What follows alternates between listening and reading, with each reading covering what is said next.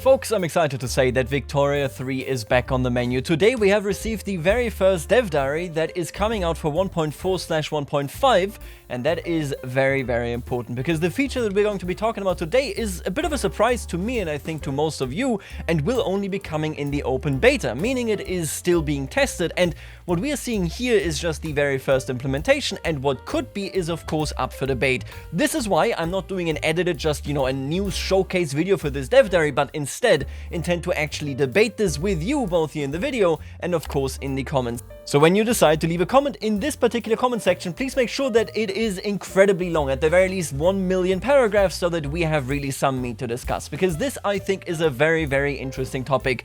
Let's take a look at what companies have to offer. Today we're going to be talking about companies, a new free feature being added in the 1.5 update, which will be available to test and feedback on in the first version of the 1.5 open beta. If there's some confusion there, let me just clear that up. 1.4 releases at some point in September. At the very least, that is what it says for the DLC that releases with 1.4, and then 1.5 comes out on the same day and runs for who knows how long, maybe 1 or 2 months, something like that anyway, and then 1.5 will also finally release itself, of course. So this is important to understand because it means that whenever the next update for Victoria 3 comes out, the open beta will be there, you can opt into it on Steam, you can check it out, you can test it out, and this feature will be right there. As we have previously mentioned, one of our major focuses for the 1.5 update is to improve the replayability and challenge in the core economic gameplay loop, and the main purpose of the companies feature is to do just that, by encouraging countries to specialize in certain industries and develop competitive advantages against other nations. Companies are also intended to add more flavor and differences in gameplay between different nations, as well as giving players more of a reason to care about prestige and their position in global national rankings. So, the basic design goal here, and I think that this seems to weigh very, very heavy on the non-warfare side of 1.5, is the idea of saying, we want to make the economy more interesting. Think about it. Local prices fundamentally, as uncertain I am about it, just because it is such a critical feature that if you don't have good UI, it might be a huge pain in the behind. But local prices fundamentally exist so that you have competitive advantages within a market, right? If I'm producing something very cheaply because the actual requirements are in the very same state, and if I'm selling it in that same state, that industry in that state will be faring better than the very same industry just one state over. This is very important to note because what it, for example, means is that it is less likely that you want to be producing something in India if you want to be selling it than in, of course, London itself. Now, that doesn't mean it's impossible, that doesn't mean you can't do that at all, but it means that your focus is probably going to shift, as all of a sudden the actual profitability calculation is much more varied. Right now, you can basically build anything anywhere and it will probably be working out just fine. That is incredibly important and very, very interesting. They're now adding to this, not just within the market, but also in general, because these companies, and I'm somewhat skeptical about some aspects of this, but on a fundamental level, what these companies are trying to do is to basically say, okay, wait a minute, this country over there can produce all of these agrarian products incredibly cheaply. It's a huge profit margin, which means they produce more, they produce better, they are just better at it than I am. Which means the limited workforce that I may have, I actually want to push them, let's say, into the coal mines or into the iron mines, because I can just buy everything I need on this sector from this other country. This is the competitive advantage that they are trying to create by having companies. I think that is actually a really, really valid approach. Having products that you genuinely want to specialize into rather than becoming a full-blown economy is something that is currently completely missing. So basically, when it comes to this entire issue, I think it is halfway course because there just isn't any competitive advantage in any meaningful fashion. Obviously, there's some throughput benefits and so on and so forth, but it's never that you would say, oh, you know what, I don't need to produce this, my neighbor can do it.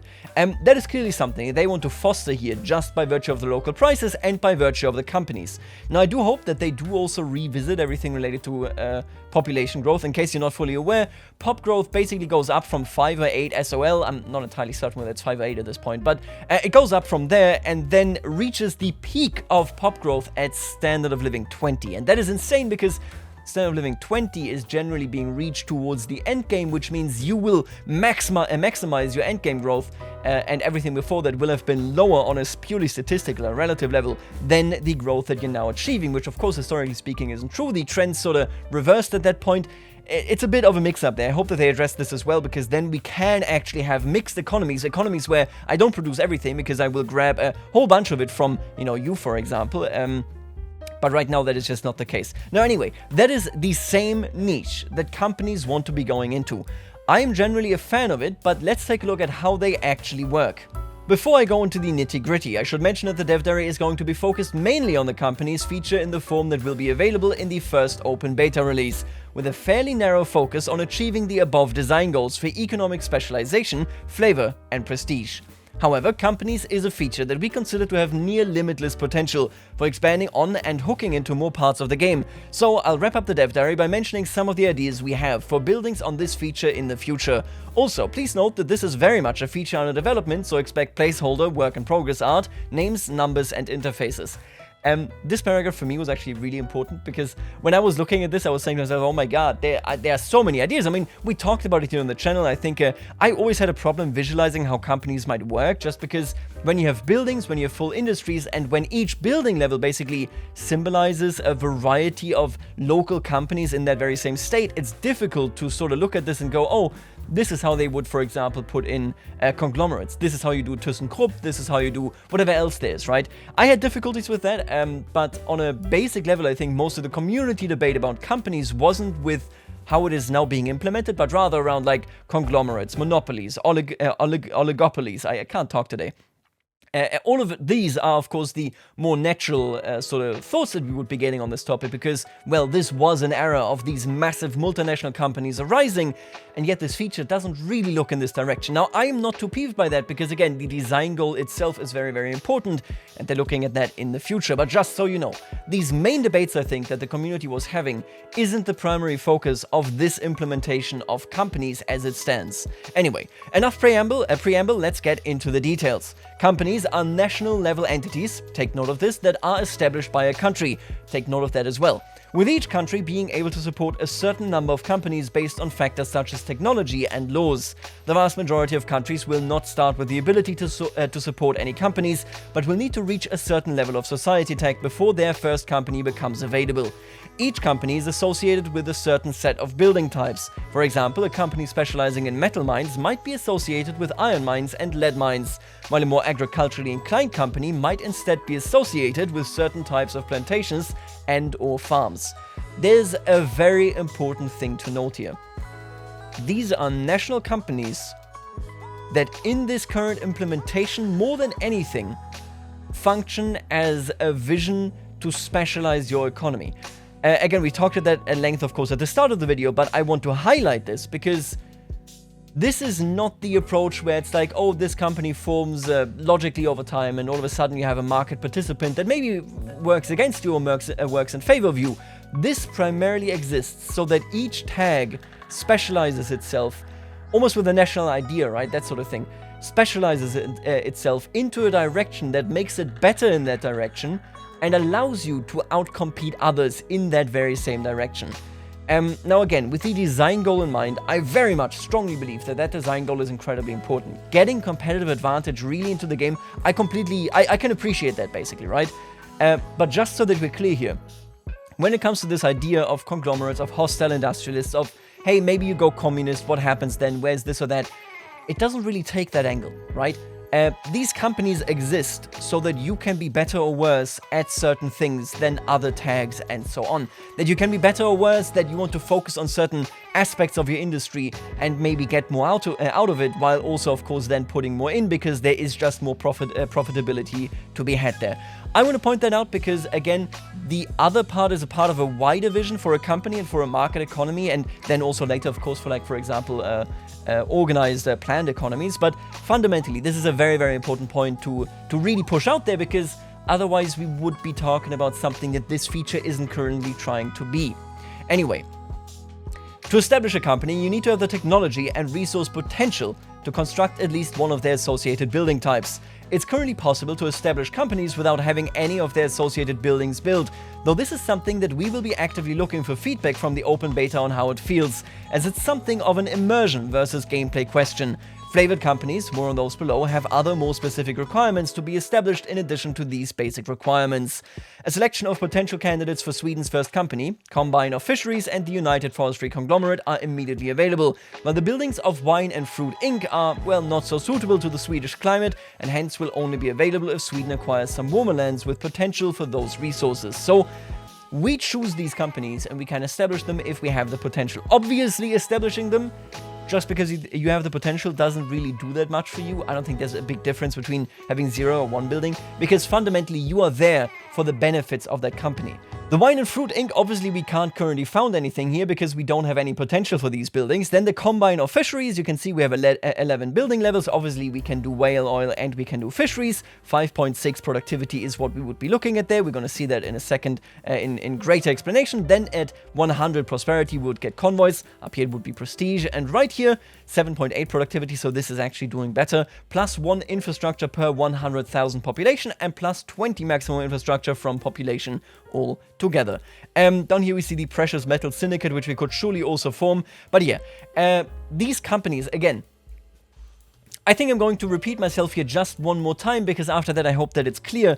I think the design goal here is crazy important. Getting differences in your economic lifestyle and in your economic potential is important to make it more interesting, so that you don't just build everything, but rather learn to rely on other actors as well, because they will just be better at whatever you could also be doing, but may not have the manpower or the money or the time or whatever, right? Again, right now we have infinite population growth, which makes it so that manpower is never a concern, but in the future, it ought to be, it should be, right? Because that is ultimately, of course, why automation and technological progress then carried us even more forward. Anyway, the whole point right now is to pick a specialization, and this is what that looks like.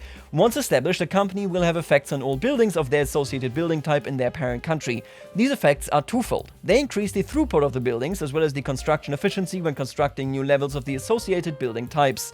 The degree by which companies boost their associated buildings is partially scaled based on the prestige ranking of their parent nation, with the third-ranked nation gaining a larger boost than the fourth-ranked nation, and so on. While somewhat abstracted, this is meant to represent the competitive benefits the company enjoys from the international status of their home country. I can buy into that. I don't really see trouble there. That is also, of course, how, on a very basic level, the whole level of colonization worked, right? Private merchants would go in, would basically set up industry, and would then come back. And then when these companies are competing in the colonization efforts or in this colonizable area, that is when basically the countries would actually intervene. But their status would definitely carry them forward as well. The purpose of this effect as a game mechanic is to give players a direct economic reason to care about their overall prestige ranking versus other nations. The higher you are, the better you will perform, and the more will you be fighting with other nations to be higher than them. It's also worth noting that in conjunction with this change, we have increased the base construction cost of all buildings, and through the change to local pricing, somewhat lowered the base economic efficiency of most buildings. Again, it's already lower, then you get the companies, and all of a sudden your neighbor over there might be infinitely better at producing something than you are, which means you might not even want to bother. You might want to produce different things altogether. The overall intent is that the baseline economy should be less efficient, with companies allowing countries to make up the difference in select areas, providing the incentive for specialization and competitive advantages mentioned above. However, one exception to this is that base construction production was increased from 5 to 10, top tier, I like it, to ensure the baseline slowdown of construction did not make small nations entirely unviable to play. We did this ages ago in VTM, because somebody actually commented on this on the workshop and was like, hey, it's absolutely annoying to play a tiny country because you're not doing anything for like 100 years if you just have 5 base economy. We changed it to 10, and I then played it and was like, yeah, this feels way better. You're still way more behind. The bigger nations are still running away with it, of course, initially, and that is exactly working as designed, but you're not feeling like you're doing absolutely nothing at all. So when we take a look at this feature so far from the base angle of saying we want to emphasize that there is a competitive advantage, we want to make you choose, and we want to force you into competition with the other nations much, much more than you currently do, I think this is a mission achieved, at the very least, with that mission statement. That is a good goal, and it seems to exactly be tackled by this company feature as it stands right now. Now here we see an example. While the majority of the construction efficiency increase from companies does not depend on your prestige ranking, Sweden's relatively high placement on the global scoreboard does give its companies an additional edge. Plus 25% from base value, plus 4.7% from prestige ranking, and then an increase or decrease to the weekly construction progress added by companies to their associated buildings. This now means you want to focus on companies, you want these companies to focus exactly on what they can do and at what they're good at, you want to have a higher prestige ranking whenever possible, and then you can actually compete on the global level. Compare that to right now, where right now you kind of just get to go. If you have the resource, you will be good with that resource, it will be fine. In the future, again, that is something that they're working against. They're now saying we want you to focus on what you're good at so that you can then rise up and be better from there, rather be better just because you know how to build the supply chain. Now, let's continue towards the productivity and prosperity rating topic. Productivity is simply the average productivity, yearly average earnings per employee, of all its associated building levels. This is compared against the global average productivity of all companies in the world, with companies that are doing better than average gaining prosperity over time, and companies below a certain threshold, which is lower than the threshold for gaining prosperity, losing it instead. I find this really interesting. And this is important to note, I think, from two angles. We currently, as I mentioned, have a busted growth curve, okay? It explodes. It just keeps exploding. It's crazy. Which leads us to a situation where automation in Manila is very rarely the choice that you want to be making. Because as you automate, yes, you strengthen the investment pool and you strengthen the capitalists, but what you're actually looking for is a powerful consumer economy. Because powerful consumer economies are the late game stage of gameplay, which means you never automate. Now, having a company means that you might want to automate as productivity goes up, as prosperity goes up, you collect more bonuses. Having a bigger focus and a bigger incentive to automate is a really good choice. At least from, again, a gameplay point of view of trying to have automation be purposeful, right? Be meaningful. So I think this fundamentally is a really, really good angle, although we come back to the topic that we discussed when we came on the issue of the local price variations, where you kind of run into an issue with the idea of I need to set this all manually. I need to sit down and actually manipulate every single individual building so that I can have it run on an optimal level, whether that is for the pops or whether that is for the company. Now, do keep this in mind, because I want to bring this up when it comes to the question of where I would like to see companies, right? The question of productivity and prosperity bonuses versus the impact that this has on your economic and societal makeup. Now, if a company reaches 100 prosperity, its prosperity modifier will activate, granting a company-specific bonus to its parent nation. This is intended to add an additional dimension to the selection of companies. Do you simply want to focus on whatever resources are going to be most profitable for your nation, or aim to build up a specific industry for the bonuses it can give you? As an example, a player that is planning to play a particularly aggressive campaign may want to focus on building up an arms industry-related company for the military advantages it can grant. The Agricultural Development Society is doing well enough compared to other companies that its prosperity is increasing, which will please the rule folk once prosperity hits 100. One approval, honestly, is a complete... For me, that's a non-starter. I'm going to be honest with you. Now, as we hinted at earlier on in the dev diary, companies come in two varieties, standard and flavored. Standard companies are ones that are available to all nations unless replaced by a flavored company, while flavored companies tend to be restricted to a certain culture and or geographical region. For example, a North German nation that owns certain parts of the Rhineland will have certain historical German companies available to them. Flavored companies are mostly historical, but not always, as sometimes we have to go a bit alt history with a set of building types based around their real-life historical business focuses, and tend to have stronger or more interesting prosperity bonuses than the standard companies. Flavored companies may sometimes replace very similar standard companies, but this is the exception rather than the rule. Most flavored companies do not replace standard companies.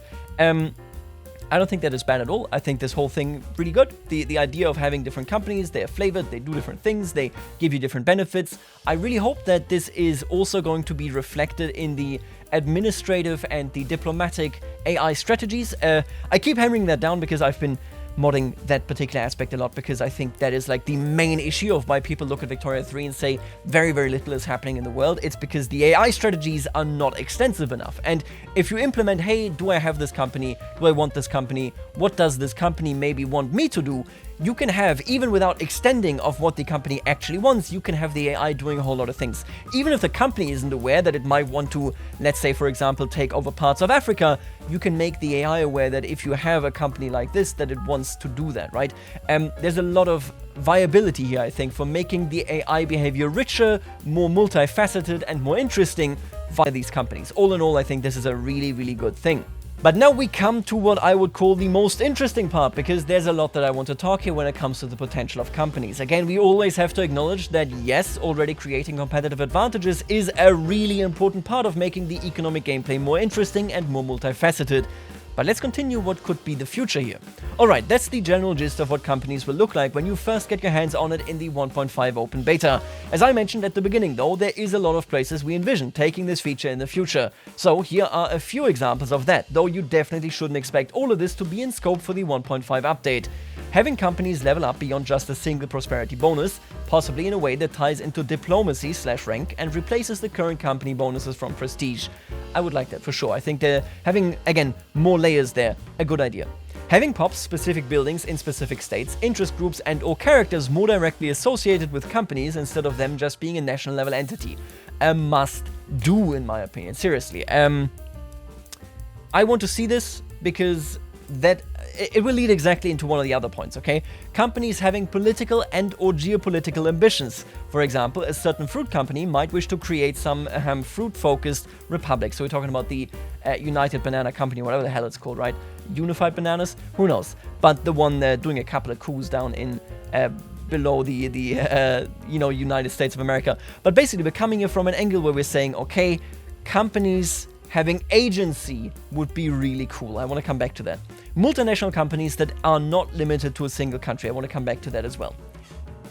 I think with the scope that companies have right here, I would approve of this feature as it is, right? Because you're looking at a situation where it should enhance the economic makeup and with that, the societal makeup of nations. Instead of every nation producing everything in equal measures, because, well, you need it to the equal degree, you should now create different balances for goods in different markets that are much wider than what you see right now. Why can it feel frustrating to export something into a different market? Well, because the market differences aren't that big right now. If you take that away and create genuine competitive advantages, all of a sudden, you will really feel that.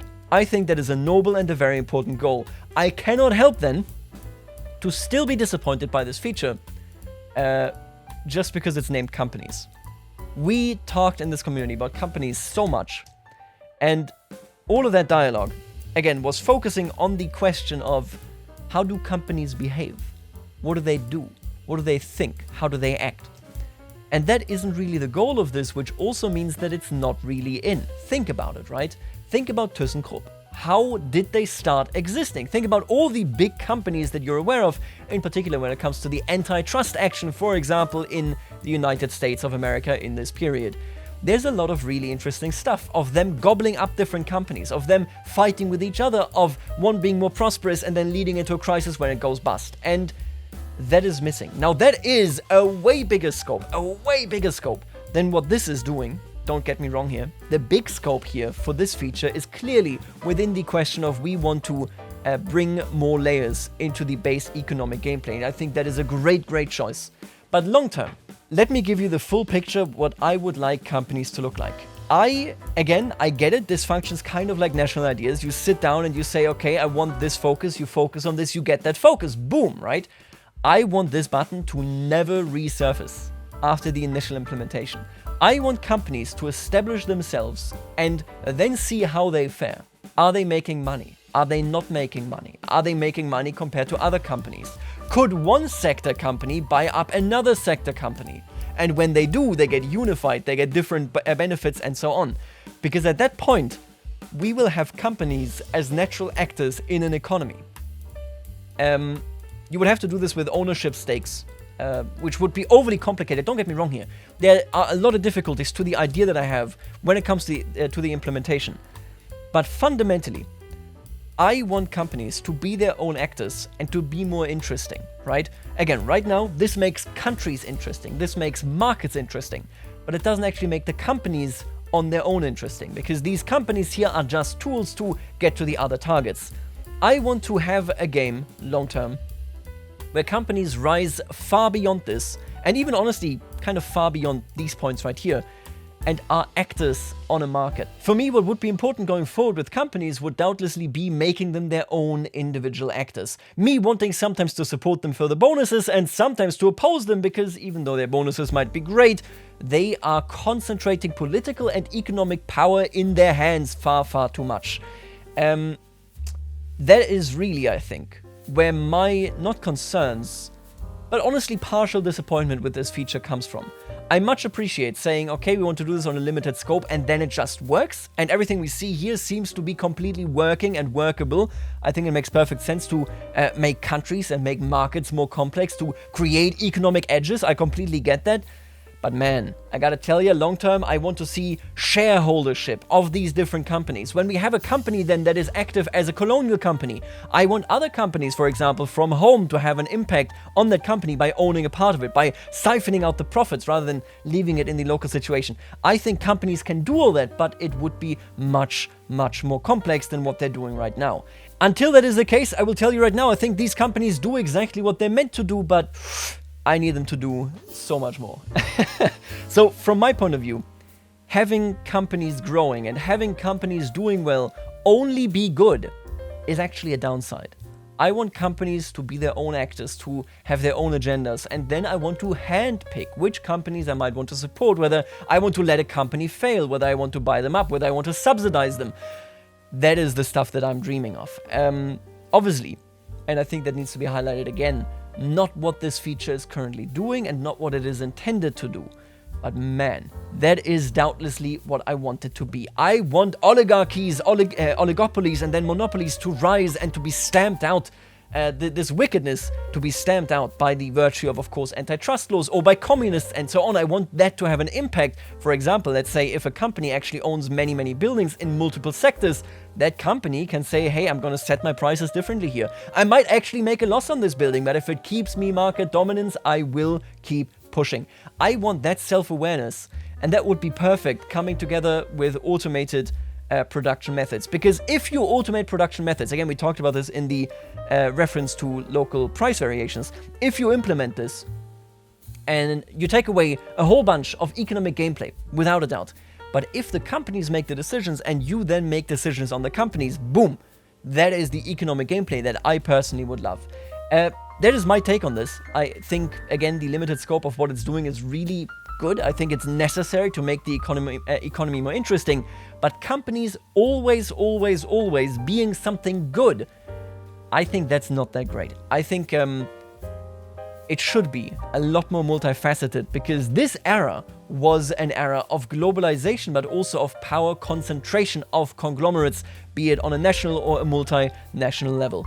Either way, really cool feature when it comes to actually adding this sort of multifaceted approach. But yeah, I'm looking at this and I'm like, oh my god, but companies should be good and bad. They should be so much more. So I hope that long term, that is what we're looking at there. Again, having a good short-term execution is better than having a great long-term execution, but a really poor immediate execution. So let's hope that this just works come 1.5 as is. But I can't stop thinking about the potential of this. Let me know what you think, because man, I'm definitely super... I have so many ideas when it comes to this, and I think so many ideas that really could make the production method management just automated without taking anything away, because all of a sudden the companies and the sectors actually play a massive, massive role in your considerations, which again, they currently obviously don't do, because you're considering this just from your market economy. Anyway, here you can see some meme potentials right there. This is the Beyond Metal and Martin's Fish Tank Emporium. Great combination, really, really good. See, this Beyond Metal, I would like it if you start as an iron company, and then as you grow, you're like, oh, I need better input goods. You know what? We're expanding into coal. And then if they expand too much, if they have too many buildings under their control, you might want to shut them down. I gotta stop talking about this hypothetical, because just as a reminder, that's not at all the vision of companies right now. Next week, super important Dev Diary. I hope you will be there as well. Make sure to write 15 paragraphs, because next week we are going to have a Dev Diary focus on the military. And that is going to be even way more important than just the economic company changes coming to the game. I am so hyped to 1.5 for 1.5. If you were wondering, hey, why isn't there any Victoria 3 gameplay right now? It's because I'm saving myself for 1.5. I said this in another location that I'm just gonna like hop straight into 1.5. I'm not even sure whether I will touch 1.4 because 1.5, for example, companies bring so many changes. I need to see it, right? So definitely gonna jump into that. Next week is the military dev diary. I'll see you then, and let me know what you think about what it is and what it might be in the comments. I'll leave it right here, and I'll see you later, alligator.